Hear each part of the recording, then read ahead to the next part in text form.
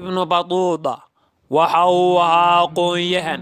ahaana socdaale kii ugu weynaa ee ay taariikhdu xusto ku dhowaad kala badh cimrigiisa waxa uu ku baxshay socdaalaad u dheer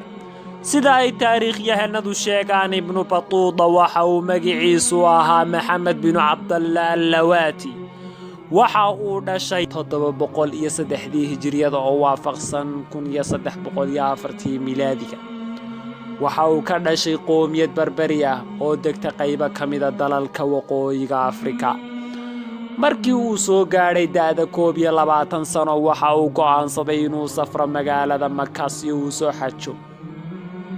safarkiisii xajka waxa uu ku qaatay 16 bilood wuxuuna go'aansaday inuusan ku soo laaban magaalada Morocco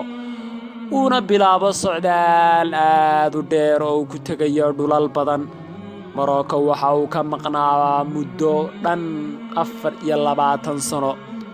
waxa uu safar ku maray oo uu cagta mariyay waqooyiga Afrika bariga Afrika galbeedka Afrika bariga dhexe bartamaha Aasiya koonfurta Aasiya koonfur bari Aasiya Shiinaha iyo koonfurta Yurub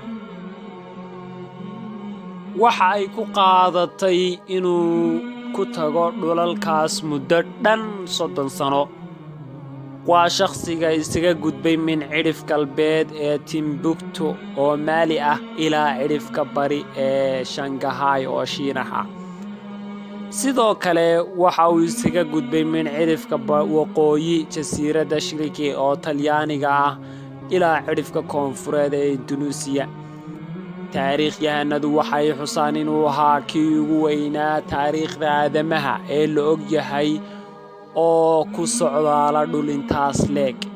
wuxuuna hormood u yahay baarayaashii ugu socdaalka dheeraa taariikhda marka la eego dunida casriga ah waxa uu safar ku maray masaafo dhan 117,000 oo kiiloomitir waana shakhsiga jaray masaafada ugu dheer taariikhda ee socdaal ah waxayna dhan yihiin dalalka uu booqday 44 dal oo ay ka mid yihiin kuwa aad u waaweyn dalkeena Soomaaliya waxa uu ka mid yahay dalalka uu safarka ku maray ibnu batuuta waxayna ahayd saylac goobtii ugu horeysay ee uu cagta soo dhigo isagoo maalmo kadib safar badda ah uga gudbay dhanka bari waxaanu mar kale cagta soo dhigay cidhifka bari ee ugu shisheeya qaaradda Afrika ee Gardafuul oo uu ku nastay halkaas waxa uu uga sii gudbay isagoo doon ugu safaray dhanka badweynta Hindiya ugu dambeyntiina waxa uu soo cagta soo dhigay magaalada Muqdisho oo uu ku tilmaamay dhulkii barbariyiinta maadaama ay aad ugu eekaayeen muuqaal ahaan dadka barbariyiinta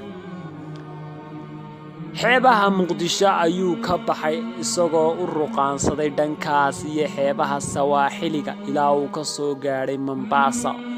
oo uga sii gudbay Zanzibar ugu dambeyntii safarkiisii qaaradda Afrika waxa uu uga gudbay dhankaas iyo Doofar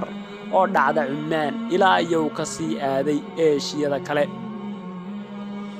waxa laga joogaa in ka badan 662 sano waqtigii uu safray ibnu batuuta inta badan safarkiisa waxa uu isticmaalayay geel iyo gaadiidka badda waxaa jirta buugaag badan oo laga qoray safarkiisa kuwaasoo laga soo guuriyay buugiisa uu kaga hadlayo safarka ee la yiraahdo rixla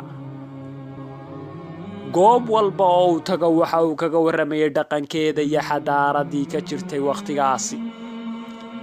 ibnu batuuta waxa uu ahaa sahamye aad uga caan noqday dunida